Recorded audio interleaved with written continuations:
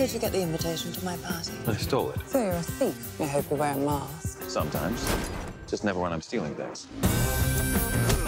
Not very good at this whole subtlety thing, are you?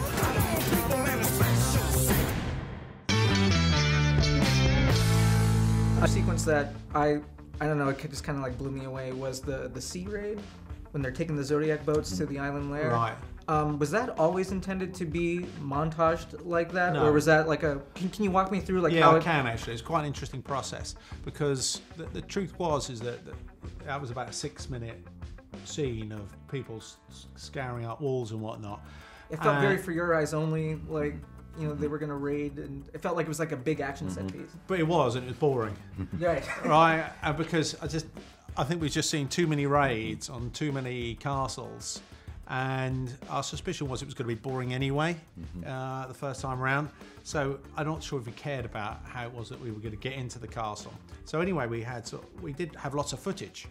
So and in the end, we just thought, well, hold on, how are we going to get them in there as efficiently as possible? At the same time, use all the footage. Right. So in all those little vignettes, there is actually original footage because it's quite a little montage that, and we've crammed in as much information as we can that we actually shot in, I don't know, 50 seconds or whatever it is, instead of a 6-minute sequence.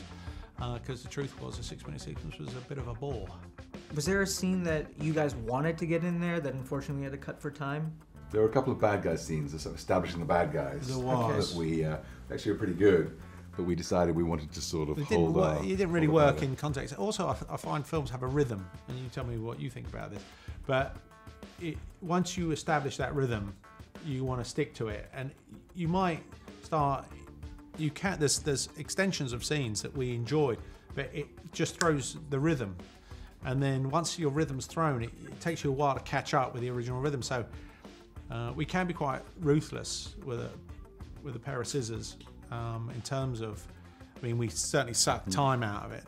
You know, we kept, getting the scissors in because there seemed to be a rhythm, and just before we had our final cut, we took 10 minutes out. Oh wow! And which we thought was going to be impossible. I love the way you talk about the value of an individual scene and how it works on its own, cut together, and then as a part of a whole in the movie. So very often, you start off with each little scene cut together, and it's fantastic on its own. They're short movies, really. Yeah. Right. Then when you get it all stitched together. Yeah. We're going through this process on King Arthur at the moment, but on this movie, we made a series of 60 short films, and they're fun as short films, but then as soon as you stitch them together, they're not fun any longer, and you end up with 3 hours of short films. And then at some point you have to make the decision that short film has to be sacrificed for the whole, and that is a process. But once you've made that decision, there's corpses left in the car park, and you've got to get on with it.